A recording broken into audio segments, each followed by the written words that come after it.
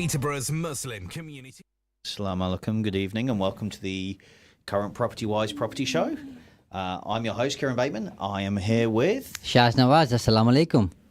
good evening, and we would love to have your input. I would love to hear from all of you listeners and viewers at home. You can call the studio on 01733 602 133. You can text us on 07411 191 062, or you can comment on any of the live streams on Facebook, YouTube, Twitter, or Twitch. Why don't people ever call you or send you a message, Kieron? Is it personal to you? I just don't think they like me very much. But you're a likable guy. Well, They don't know you well enough. Allegedly. Yeah. Allegedly. We should do a whole piece on get to know Kieron. I mean, if you want, there's not much to tell, I'll be honest. I'm sure I can ask you a few insightful questions. I'm sure you would get the best out of me because you know how to get the best out of Well, I people. hope somebody is listening today. Well, there are obviously people listening, but who might send a Facebook question to you. Just to make it clear that it's not personal to you. Yeah, I would enjoy that immensely. Just a word of information. That's the word. That's the phrase I was looking for. I thought you were going to caution me. So word of caution. Word of caution. No, Shaz and I are not financial advisors. We are not Regulated, authorised by the FCA. So anything we say and any information we give is just based on our own experiences. It is not investment advice. It's not advice in general. It's just based on our experiences and what we see and how we see things. And please speak to a financial advisor if you want informative advice based on your personal situation and somebody who's regulated, of course. Exactly that. Anyway, fun stuff. This Out week, the way. Yeah. Fun stuff's out the way. Now on to the serious matter. Power teams. Mm-hmm. Why are they important? Because they've got power. And that's all we have for this week. No. On a serious note, though, you've got quite an extensive power team behind you, people that help you, support you, run at the same pace as you, and help you achieve your goals. They're not behind me, they're in front of me, Kieron. Well, you support them, they support you, behind, in front, Beside you, with you. It's going to be one of those. Is it going to be one of those isn't it? days today? Okay. I told you to be nice to me during the day, didn't I? Yeah, you did. But we've gone through before, and we will touch on it again this week. Who you should have in your power team, and what the power team is consisted of. But something that we usually gloss over, so I thought this week would have a little deeper dive into it, is the why the power team is important. Because I mean, you don't know what you don't know.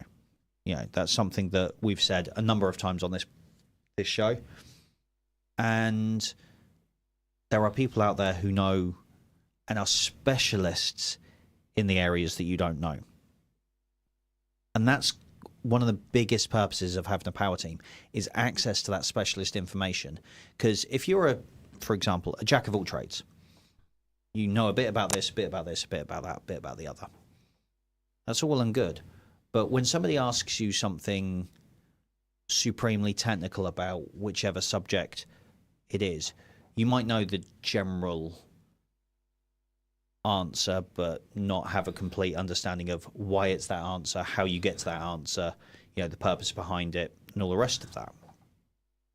If you're a specialist and someone asks you about, say you're a specialist woodworker, a carpenter, all you've done is carpentry your entire life, and somebody asks you a question about carpentry, you'll be able to answer it. Someone asks you a question about metalworking, you might have a vague idea because you've worked with metal workers before, blacksmiths and metallurgists and those types of people. So you might be able to go, well, yes, I mean, the basics, as I understand it, are this, but that's all you'll ever be able to tell someone is the basics of. As opposed to, you specialize in carpentry and someone says, okay, well, what's the best way to connect two pieces of wood, for example. And you go, okay, well, what sort of wood is it? How are they connecting in terms of what angle do you want them to connect at? Are they sticking on top of each other? Are they Suddenly you've got a list of 95 different questions to ask because this is your expertise. And having the answers to those questions lets you give someone a much more detailed, a much more personalized answer. I think you're right then. You ask a good question. The first thing I'd say is people have to put things into context. So going to a shop and buying something like a new phone, for example, Kieran, okay? Some people may do some research online, talk to their friends, however they get to the information. Some people are avid followers, okay, buyers of a particular brand, and when the next one comes out, they buy it, or if they skip one or two releases, they'll buy the third, fourth one, whatever their pattern is, okay? Yeah. And we're used to that form of buying and spending some money, be it £1 to £5,000. I think the first thing people need to realize is, and put into context, is when you're buying property, it's a huge amount of money. Yes. Okay, and we'll just use an example because we've got to come up with some figure, and we can't qualify and quantify for every single part of the country and people who are listening in. But let's say it's 250 grand. Yep. And let's say it's a 3-bedroom house. Okay, I don't know if the price is different in central London compared to if you're buying in Durham, for example. Okay, I get that. Yep. Everybody gets that. But if you're spending that kind of money, then you've got to make sure that you've got the right expertise around you, because A, it's a complicated transaction. It's not straightforward. A lot of moving parts. Okay, and B, you're spending more money than, this applies to most people, by the way, than they have ever done before. Not those who've obviously got a portfolio and bought loads of property. I'm just talking about people who are new, who are buying their first property or the second property, and the first one they bought for 150 grand, for example, maybe second one for 200, third one for 250, because that's how it usually goes. And so you need to make sure you've got a team around you who can advise you on this extremely complicated, and it can be extremely complicated depending on what's happening in the property and around the property, but also a high value item. So don't treat it like you're buying a phone, or don't treat it like you're even buying a car to some extent, even though people do a lot of research on those things. As you know, some people go to the nth degree when they're buying a car to find out everything from its value, and if it had any accidents, to how much it depreciates, how much is brand new, what extras it's got, so on and so forth. And different people look for different things. But essentially, a lot of those people will still just buy a house on feeling. Yeah, and this is what I'm saying. So, you've got to put it into context. Say, this is a very different type of purchase. So therefore, who are the people I need around me to make sure I get this right? Because you can't afford to get it wrong. Yeah. I mean, you can if you've got a huge property portfolio and you've got, say, 30 properties, and one of them ends up being, to some extent, a not so good purchase. That person can live with it to some extent. Somebody who's got one property or no properties and buying the first one and they get it wrong for whatever reason, okay, that's them out. Yeah. But I mean, also, if you've got to the stage where you've got 30 properties, you'll know what you're doing to some extent. You'll have that much more experience, that much more backing, that much more understanding, that much of a deeper idea of what it is you're doing.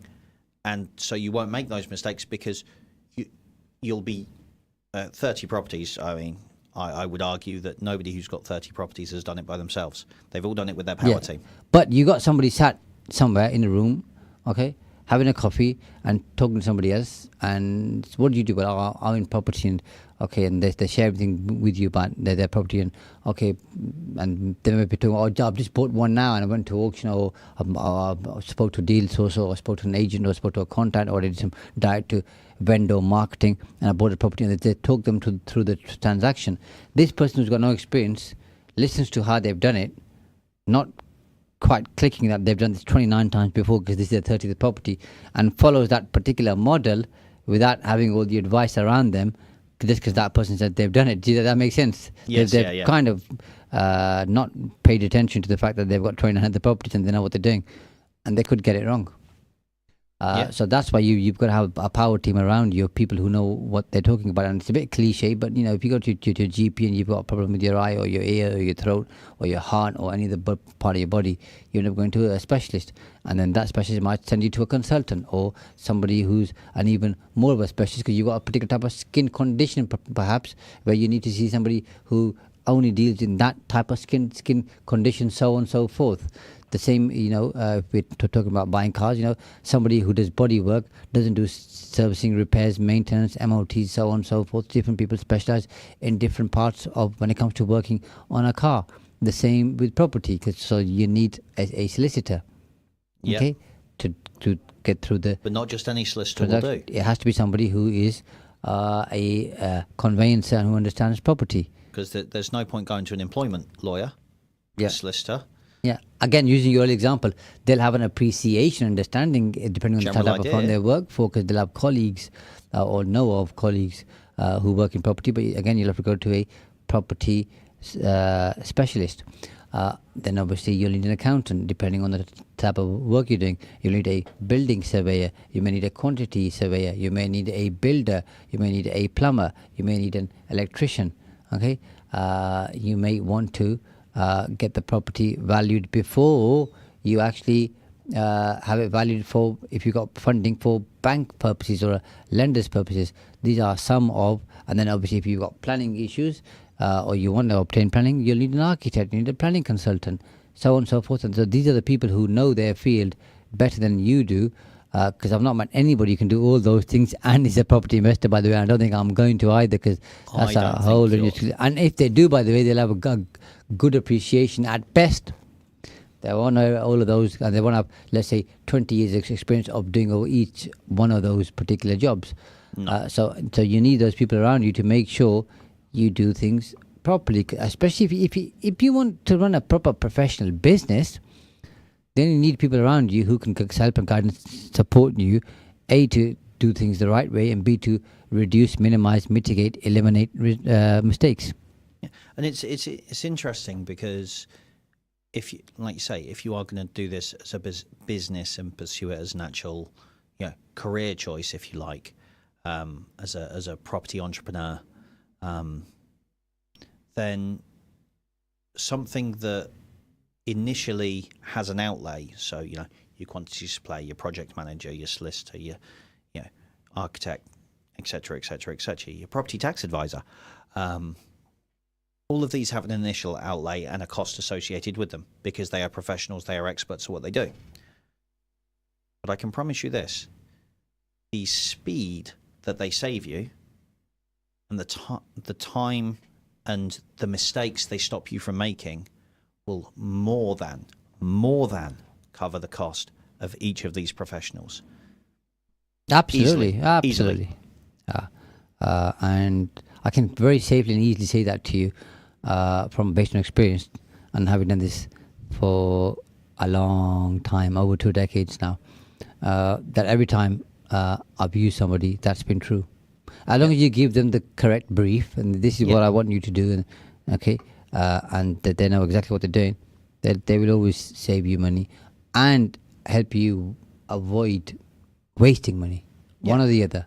Yeah, and I mean, it will be simple things like, as we were talking about the carpenter earlier, well, how are you joining it together? How are you connected? They've got a list of questions that they're going to ask you because of their depth of knowledge that you perhaps haven't thought about because you don't know this. So suddenly, you've got a solicitor going, okay, we're buying X property, it's 250,000. Okay, have you sourced funding? Have you sourced this? Have you done this? Have you done this? Have you checked this? Let's do the searches. Let's do the. And they're asking you, 72 in-depth questions, and you're like, that's a lot of questions to ask. I mean, I hadn't really thought about that. Well, now's a good time to start thinking about it, because if they think it's important, you can guarantee that you should probably think it's important too. Yeah. And I think that's one of those things. And I mean, that all comes under the whole, your skill set is maybe people, people talking, negotiating. That might be your skill set. And if you're very, very good at that, stick to what you're good at. You can then, and that's the other reason for a power team, is you can focus on what you're good at, what you enjoy doing, the parts of the puzzle that you are fit for. It's no good me trying to talk to someone about their financial issues, their tax issues, or talking to them about their conveyancing issues. These are not my area of expertise. I do have areas of expertise, and that's what I talk about. Yeah. And I have the ability to focus on that because there are other experts around me who are Absolutely, yeah. equally good Use in their the own right fields. tool for the right job. Simple as that. Yes. You use a hammer for a particular job. You don't use a hammer for what you would use a screwdriver or a pair of pliers for. The same applies here. Yeah. Well, I mean, it used to be called a Birmingham screwdriver, didn't it? Yeah. So the next obvious question somebody may have is, well, I'm new, okay, or I'm relatively new. I don't have a power team. How do I go around about finding a power team? Let's not talk about the right power team because that's later. How do I find a power team? So, I don't think anyone exists in a vacuum these days. When you've got access to social media, access to a wider community, and you can get a lot of information just by asking. Ask the right people. I go, so Shaz, who's in your power team? How did you find them? I'm not telling you. Oh, okay. Well, that ends that conversation then, doesn't it? You're absolutely right. So I think people have a plethora of avenues in order to be able to find experts, specialists, people who can help, assist, support them. So as you've mentioned, social media, extremely powerful team. Extremely powerful medium. Has its ups and downs and goods and bad bits, by the way, and we're not here to talk about that today.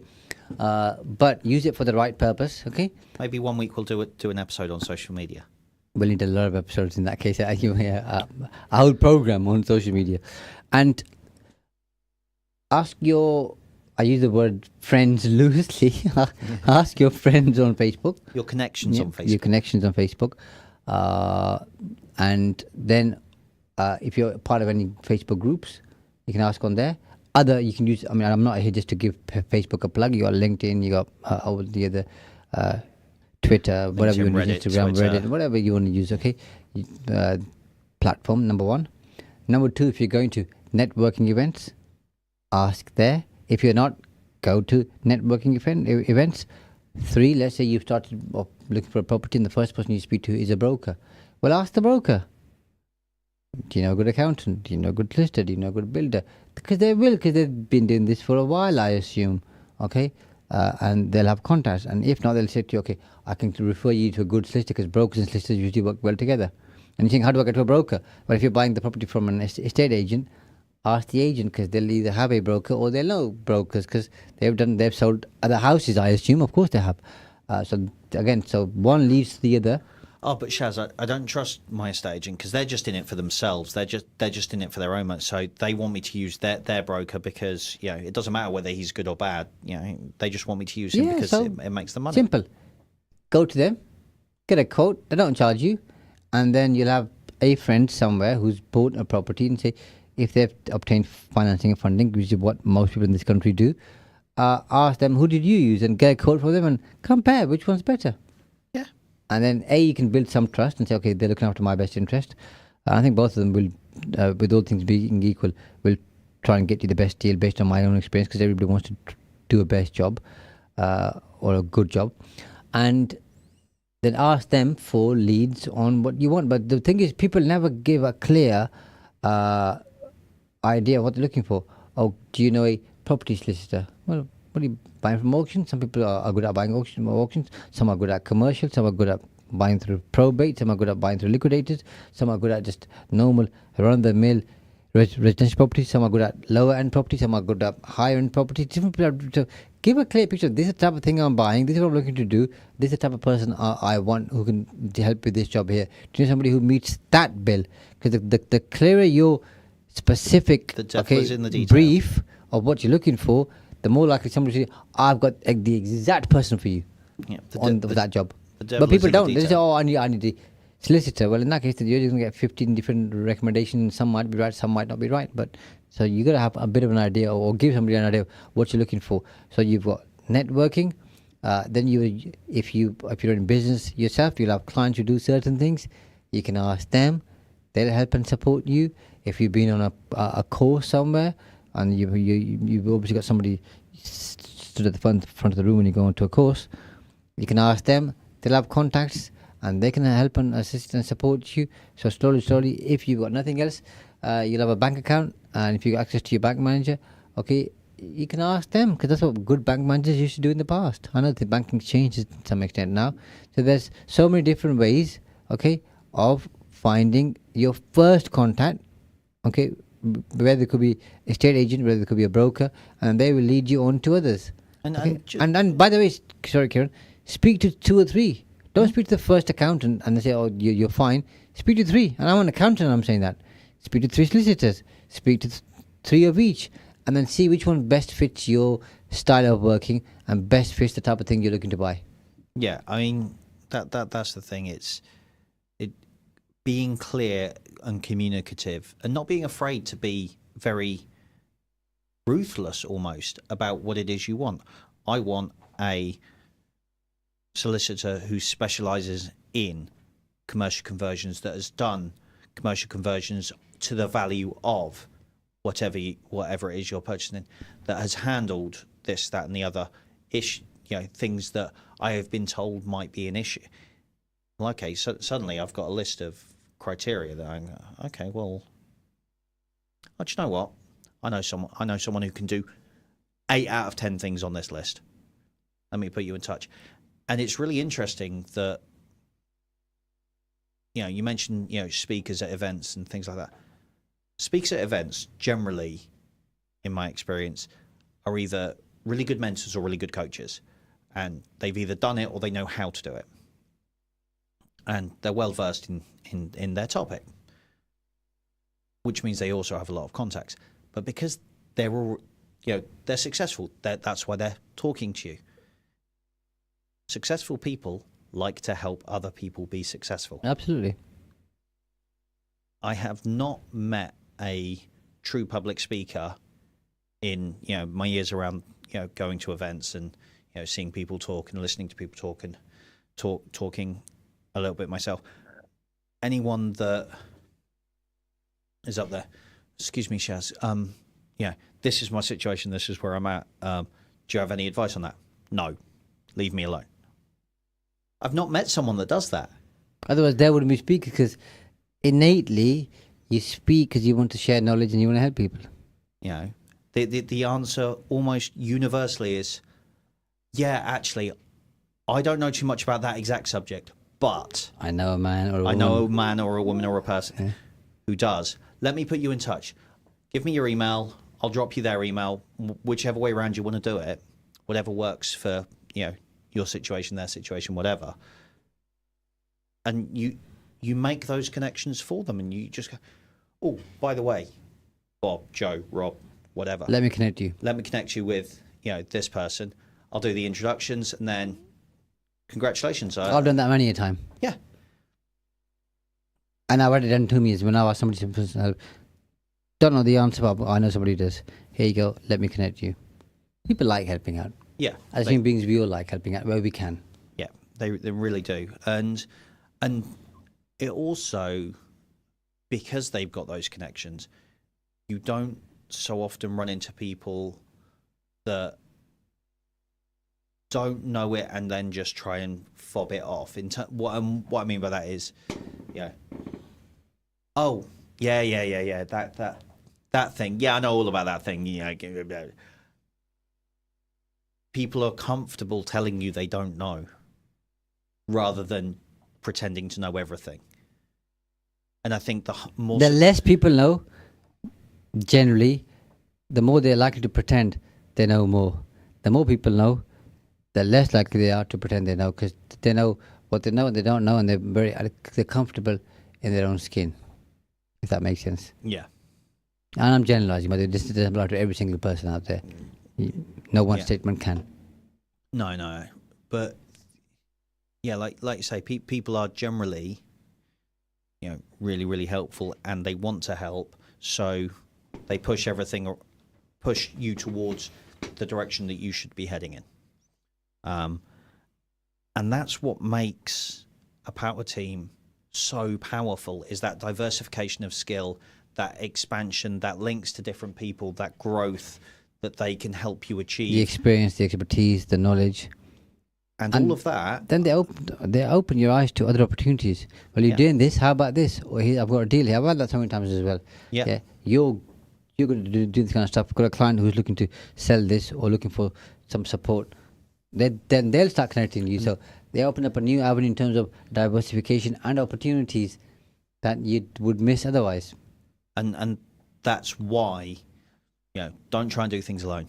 Utilize your power team and grow your power team, even if you're going to grow it from nothing. That's good advice. And we'll come back with more advice after the break. See you shortly. Stay tuned to Salam Radio after this short ad break. Masterminds Tuition Academy is for your high schoolers, your something to provers, your subject strugglers and keen learners, your brave jumpers and fist pumpers. Affordable personalised learning plans are delivered through our centres in schools across Peterborough. But not to worry, we also provide online and home visits with flexible timings. Whether it is maths, English, science or 11+, Masterminds is a must. Find us on all socials and visit our website mastermindstuitionacademy.com or call us on 07516 166 003. Masterminds, master the matrix.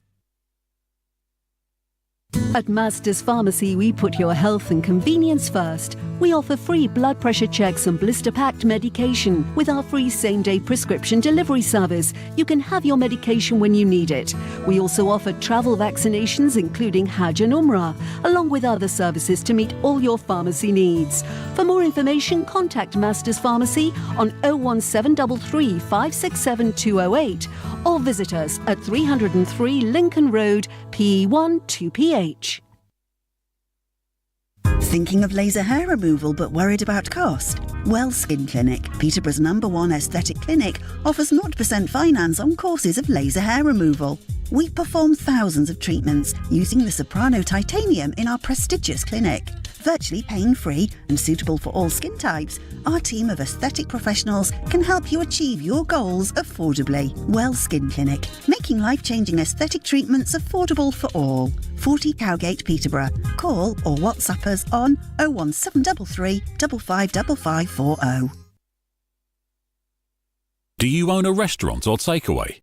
Cater Fair is an expert supplier of new and used commercial catering equipment. Visit caterfair.co.uk for quality equipment on sale at the lowest prices, or call us on 01733 310 115 or visit us at 11 Royce Road, Fengate, Peterborough. At Cake Inn, all our cakes and slices are freshly baked for that delicious taste. At Cake Inn, we bake 100% vegetarian and halal eggless fresh cream cakes. Delicious flavoured cakes for birthdays and weddings, ceremonies and all other occasions, with free customised messages, even balloons and candles too. Order for delivery or collection from Cake Inn, 489 Lincoln Road, PE1 2PE, and your cake could be ready within 2 hours. Find out more and order online at cakein.co.uk or call 01733 496 584. Mar food store Lincoln Road Triangle te inna rush o balle hoy tusani amba ne pure mulke vich rolle Pakistani sogatan ji amb le lo jamnu le lo Pakistani taze mithe amb te jamnu aa gaye ji ਯਕੀਨ ਕਰੋ ਜੀ ਭਾਈ ਨਾ ਮਾਰ food store ਵਾਲੇ ਕਿੰਨੇ ਵਰਿਆਂ ਤੋਂ ਸਾਨੂੰ ਪਾਕਿਸਤਾਨ ਤੋਂ ਆਪਣੀ ਬ੍ਰਾਂਡ ਦਾ ਅੰਬ ਮੰਗਵਾ ਕੇ ਪੂਰੇ ਯੂਕੇ ਨੂੰ ਨਸ਼ ਲਵਾਉਂਦੇ ਆ ਤੇ ਹੁਣ ਪਾਕਿਸਤਾਨੀ ਜਾਮਣੂ ਵੀ ਭਾਈ ਉਹ ਜਨੇ ਨੇ ਆ ਪੁੱਤਰ Amar Food Stores, Al Mishu, fresh halal meat and groceries. Address 613B Lincoln Road, Triangle, Peterborough. Telephone 01733 687374. Amar Food Stores, Meyar ka naam, Munasib Daam.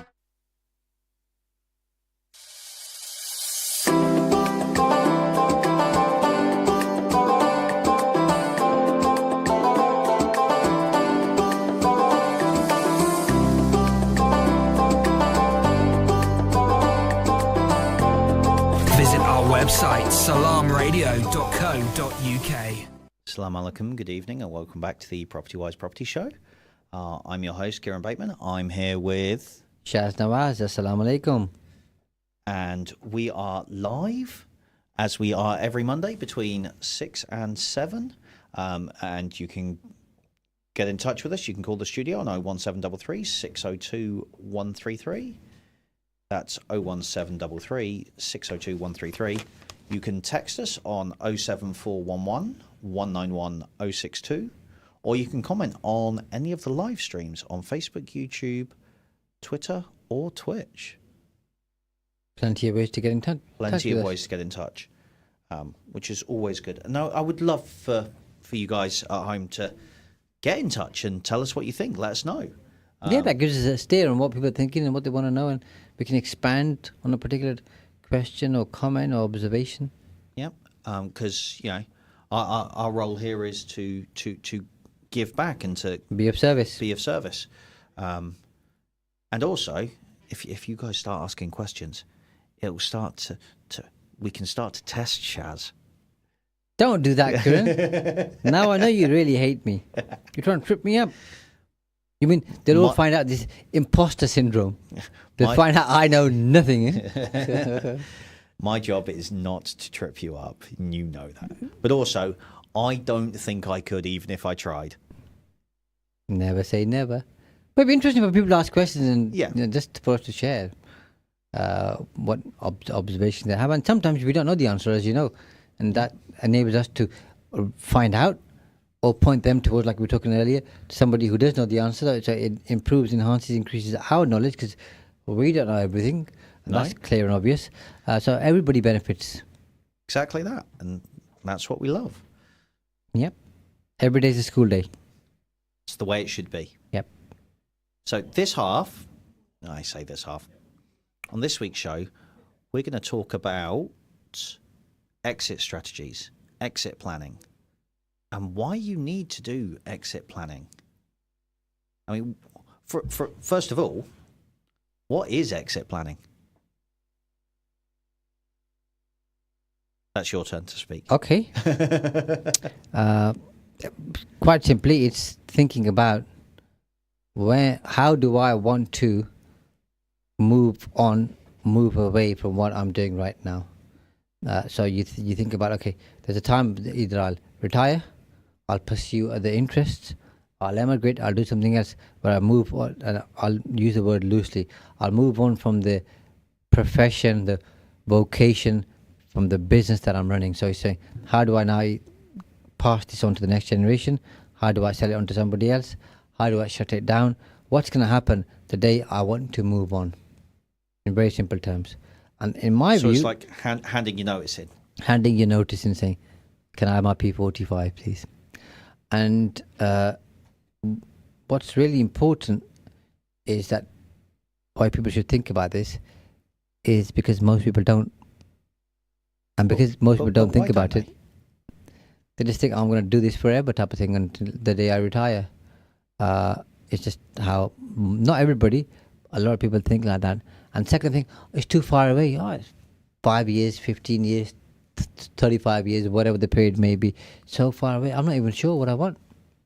So I don't even want to think about it because it's so far away. It's quite intimidating, isn't it? When you put it like that. Yeah, and they don't know. They just got other things to think about. But what's really a good conversation to have, Kieron, is what does the ideal exit look like to you? In terms of what do you want to do with your business? Well, I want to sell it.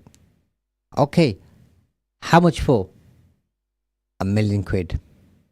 All right. Let's look at your business now. See how much it's worth. Okay, and how it operates and what it does. And then let's look at what £1 million business in your sector doing what you're doing does, and see what you need to do to get there. And then even better, now let's look at what, not your particular business, but your type of business adding other things. We've talked about diversification before. It becomes more sophisticated, and then see what it's worth. And now let's make it even better. Okay, you're doing all those things there. Let's see if we can add a few more bits to make it even more valuable, or you have to do less work to get it to the same value. So does your business depend on you? If it does, it's not a business. Therefore, it's worth less. It's by worthless, I mean worthless to some extent. Because why would anybody want to buy your business if it relies on you? Because if you're selling to me, you're moving on, your business doesn't work. So how do we systematize it, make it process dependent, not people dependent, so that it has some value? Okay, you've got a customer base. Are you making the best of your customer base? Are you engaging with your customers? Are you talking to them? Are you? Yeah, and how many products do you sell? Again, this is so we're keeping this broad as opposed to just property, by the way, because exit planning applies to anybody and everybody if they are interested. Well, I've got 54 different products or 18 different services. Okay, now let's break it down. Which customer, client, patient is buying what service? Let's talk about a solicitor. Okay, we do conveyancing, we do matrimonial, we do family, we do litigation, so on, so forth, commercial, okay? And depending on how big the firm is and what expertise they have, they'll have quite a few different verticals. Yeah. Okay, so somebody came to you for, let's say, a business contract. Do you know enough about them? Are they married? Okay. Do they have children? Do they have the property? Blah, blah, all this information. And have we tried selling other services to them? No, we haven't. Okay. Have you ever had a case? Oh, yes, I had a client last week, okay, who unfortunately went through a divorce. They told me 3 months ago. And I said to them, well, you didn't run that past me. And we've got somebody in our matrimonial department. And the first thing they say is, I never knew you've got a matrimonial department. Yeah? So that happens in pretty much every single business, okay? So look at what... this was what I used to call the golden grid.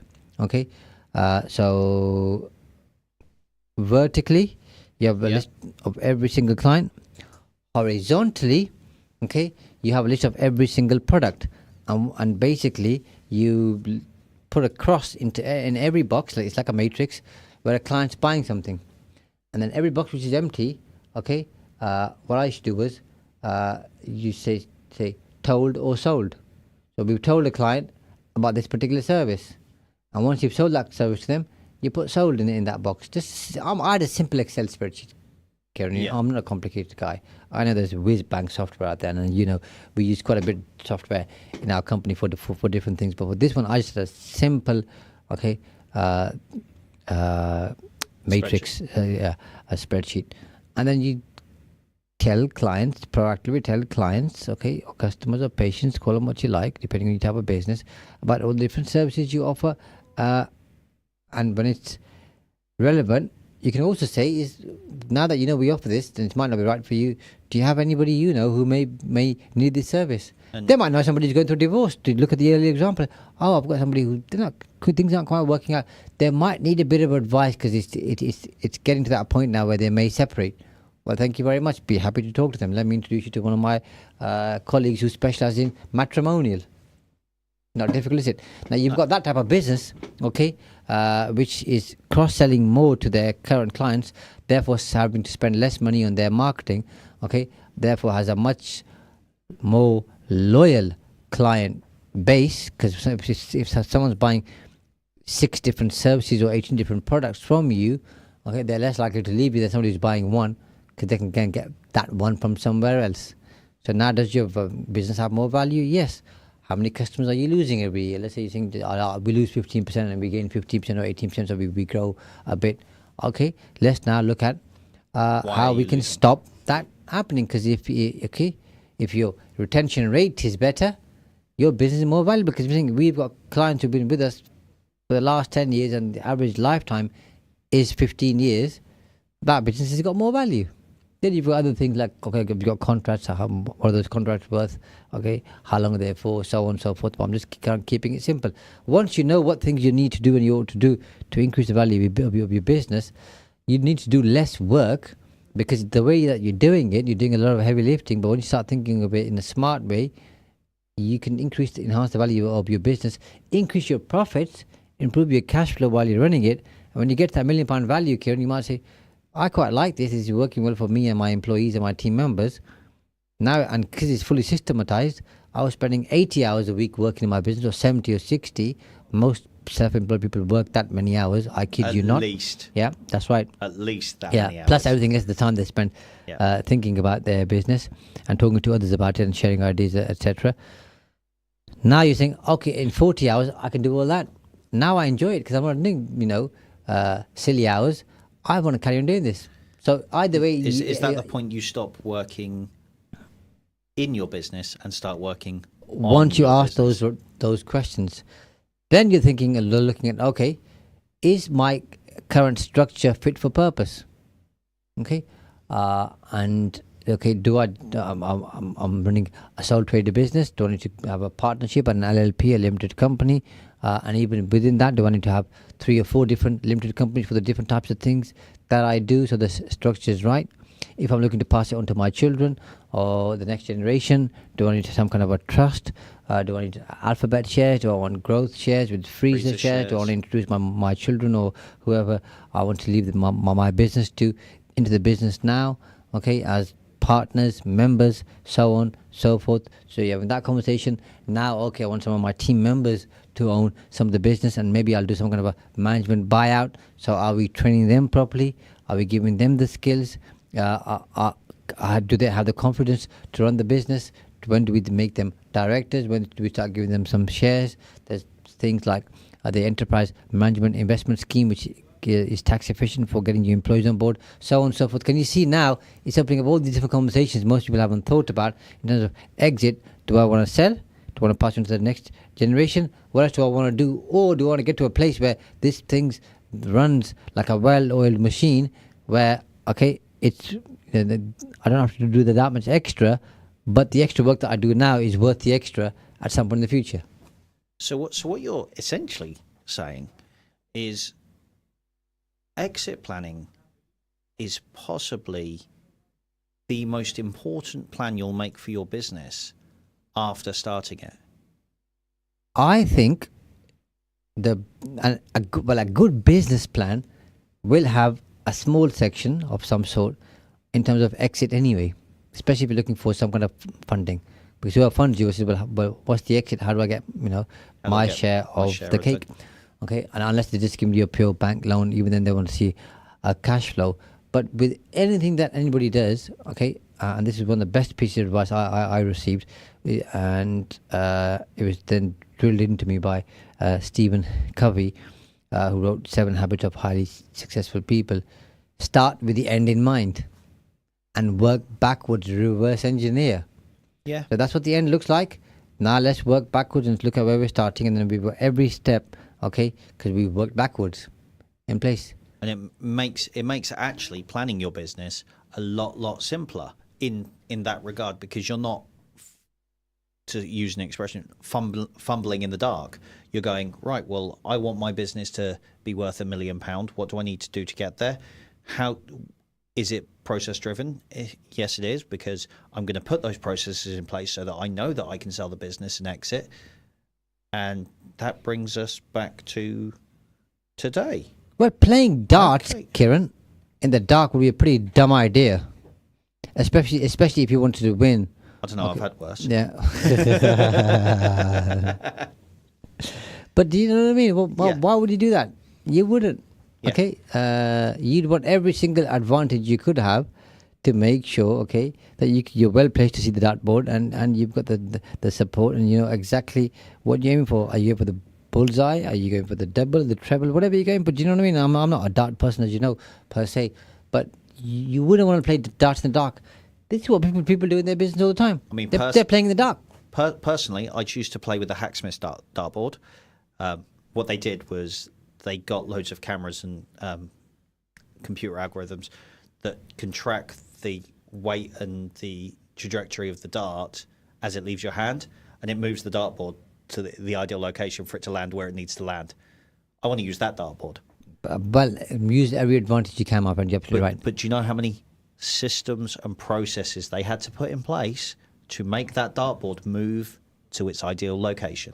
A lot. There's a lot of engineering that went in there. And it's the same for business. Yeah.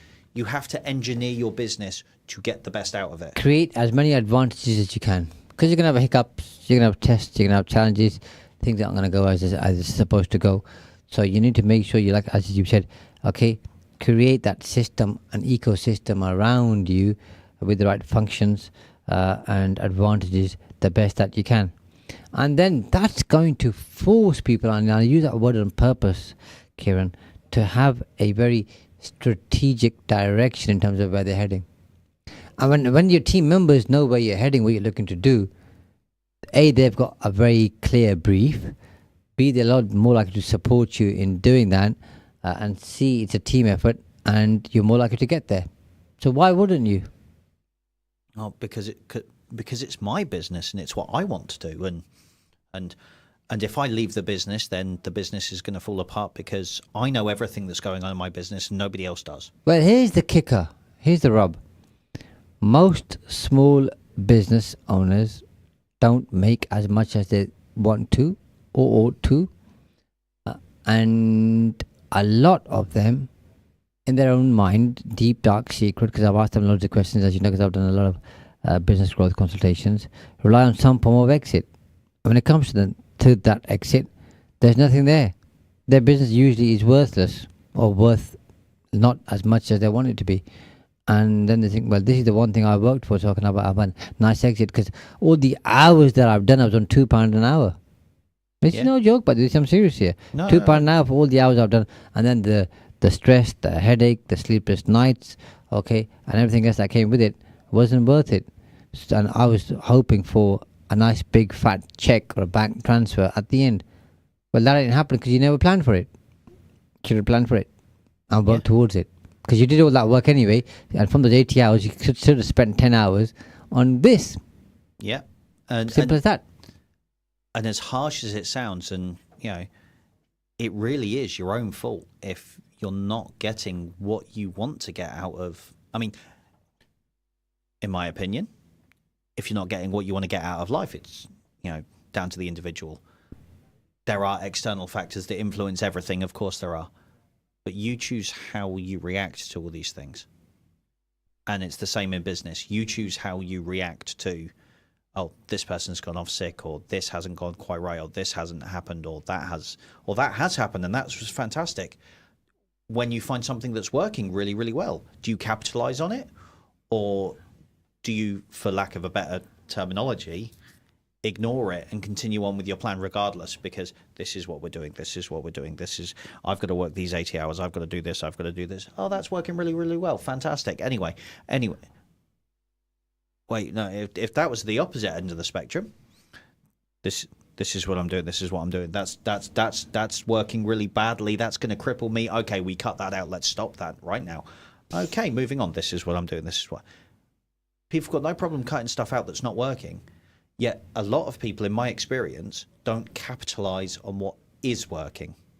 They focus solely on their one aspect and they forget the bigger picture. That's because they don't have the metrics. And that's, again, another important one, which is going to help you maximize the worth value of your business and have a decent exit. Is saying, okay, let's measure all those numbers that are important. And again, that could be an episode for another day, by the way, in terms of what numbers to track. But then you do that, then you think, okay, how do I absolutely maximize the value of my business? What are the things that are going to do that? How do I minimize the risk and reduce it and hopefully eliminate parts of it, okay? What things do I want to achieve personally that are important to me? What financial goals are important to my business? What financial goals are important to me and my team members? And look at those. How do we strategically get to the end goal that we've set? In the leanest, quickest, best way possible. And remember, having an exit strategy doesn't mean you have to exit at that time. I mean, you have the choice at that time. Do I want to carry on because I'm really enjoying this and take it to another level, or it's working really well and I want to keep it here, or now I want to sell it or pass it to the next generation? I was just about to ask you, what happens if I change my mind, Shaz? See, I read your mind. I've spent too much time around you now, haven't I? Really have.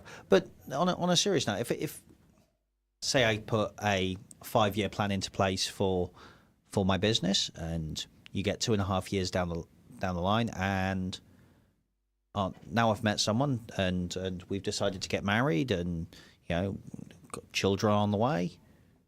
Can I change my mind from selling to generational wealth? Of course you can, absolutely. But you've got that choice, and that's the beauty. And the really important thing in all of this, Kieron, isn't really to some extent the exit value. It is, but it isn't the main thing. It's what you become on that journey. Yeah. Asking those questions, addressing those challenges. Is our pricing strategy right? Are we cross-selling enough? Are we upselling enough? Where's all of our leads coming from? What marketing strategies and streams are we using? Is our funnel right? What are we doing in terms of sales? Is our proposition right? Okay. Is our conversion rates right?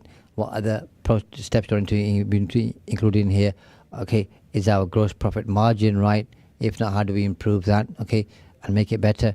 How do our operations work? How do we improve our customer service? How do we train our team, okay, to become better at what they do? How do we improve our financing, funding? And once you've got this exit plan, if you want to exit and there's some cash needed, but if you've got a nice clear exit plan with a good business plan and a good idea, you're more likely to get people to invest in your business, be it joint venture partners, people who want a stake in the business, or a bank or a third party lender. Do we invoice factoring, invoice discounting? Do we need some working capital? All of these things are conversations that people may have at some point in their business. Most don't have all of those conversations, and there's many other things. By the way, I don't want to provide an exhaustive list because that wasn't the purpose of your question. But can you see just from this how many things there are to talk about in how do we improve our business? Yeah, it's a whole rabbit hole, isn't it? I mean, you can go deep down the rabbit hole. I thought it was a badger hole, but okay. Well, I mean, badgers are slightly bigger. Maybe it is a badger hole. But one thing that I enjoyed hearing, and I'm not sure everyone will have picked up on it, so I'm going to bring it to the forefront, is something you said a lot in this entire explanation of exit strategy and exit planning and choosing your exit strategy is you as the entrepreneur, as the business owner, you're planning your exit. But I don't know if you heard Shaz's vernacular. It's all we, the team, us. It's a collaborative working process for the entire company, for the entire business. The people you work with are important, and they're going to get you there. And so you work with them to make life better for the team, better for them, better for the company. And it all stacks and all works together. And a lot of people do sometimes believe that, well, it's my exit, it's my business. I'm in this for myself. I'm in this on my own. And it's a lot harder to do things just by yourself. You're not gonna. Most people aren't gonna achieve it on their own. They won't be able to do it. And then if they've got people who they're basically thinking, I just pay them a wage or a salary, and then they're gonna do the best that they ought to because I pay them a wage and salary. Well, I've got news for you. That's not how the world works. Okay. Yep. And anybody who does, and then there might be somebody who might call in or whatever, say, "Oh, but I've done it." Well, have you really? And that might be your perception. Let me talk to your team members and see what they think. Okay. But if you're all singing from the same hymn sheet, for want of a better expression, and everybody gets a piece of the pie, what's wrong with that? I think that's a wonderful reason to own a business. To say, listen, guys and girls, we've got this particular vision here. We're going to do this thing here. We're going to get to this stage here. On the way there, these are all the things we want to achieve. And as we achieve those milestones, this is what's in it for me, and this is what's in it for you. So you're not just on a wage or a salary here, but you're going to get some benefits on the way, be it a pay rise, be it other terms of types of benefits or perks based on what different people want, different things on those. And then at the end we get here, and at that time we'll have a choice. This will be worth X, and you can have X because you can do a management buyout, or if you're not interested at that time, we'll sell it. And because you've created value from X to Y, up to X is my work because you came in after X, if you wanted to, by the way. Yeah. Okay. And from X to Y, you've helped create. You get a share of this because you've earned it. Now watch them perform and watch them transform and watch them do things differently because their goals are aligned to yours. We're all on one particular mission. We want to win at this game. Yeah, 100%. And I think that is fantastic. And it's that whole idea that it is a team effort and you are going to get there better as a team. You're going to get there faster as a team. And motivating the team in that manner, suddenly you're not just a boss anymore. Now you're a colleague, you're a friend, you're someone I can work with. You're someone Success is a team sport, Kieran. Yes. Simple as that, isn't it? Yeah. And, if you consider that doing that on your own is something that you want to do, or that you're the only person that can do it, you're going to do it on your own. And that pie becomes substantially smaller. And I would rather have a small slice of a large pie than the entire... Then no slice of no pie. or the entire pie of a very, very, very tiny pie. Yeah. Because I've decided to do it by myself. Yeah, and you've got less chance of success, by the way, anyway, on doing that. And you're most likely to be a solopreneur who wants to buy that business. Most people don't. No. Well, I mean, solopreneurs are generally... Lifestyle businesses. Lifestyle businesses, people businesses. They're not process businesses. They're not working. They're not built to exit. Yeah. Yeah. And that is about all we have time for this week. So until next week, we will see you then. Same time, same place. Take care. Have a good week. Look after each other. Assalamu alaikum. Bye-bye. Assalamu alaikum. You're listening to Salam Radio, and it's now time for Asr Azan. This Azan is sponsored by Park Foods. Come and see the difference.